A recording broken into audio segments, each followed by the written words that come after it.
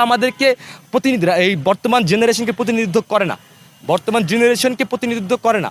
বর্তমান জেনারেশনকে যারা প্রতিনিধিত্ব করে তারা অনেক বেশি ট্যালেন্টেড, অনেক বেশি ট্যালেন্টেড। তারা জানে কোন রাজনৈতিক সিদ্ধান্ত সঠিক, কোন রাজনৈতিক সিদ্ধান্ত সঠিক না। অতএব এই জেনারেশনকে যথেষ্ট পরিমাণ গুরুত্ব দিতে হবে। কেন গুরুত্ব দিতে হবে? এর একটা বারুদ ভেজা কারণ আছে।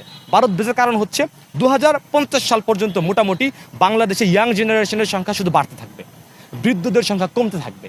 তার মানে যদি গণতান্ত্রিক উপায়ে আপনি চিন্তা করেন তাহলে ইয়াং জেনারেশনের সংখ্যা বেশি। যার সংখ্যা বেশি তাকে আপনি মূল্যায়ন করতে হবে, তার কথা আপনাকে শুনতে হবে।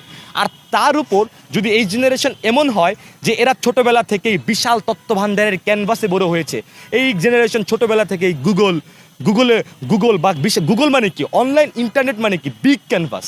তারা বিগ ক্যানভাসের তথ্য দেখে বড় হয়েছে। তার মানে তাদের চিন্তা ভাবনার ক্যানভাসটাও বড়, তাদের সিদ্ধান্ত গ্রহণ করার ক্ষমতা আছে। তার উপর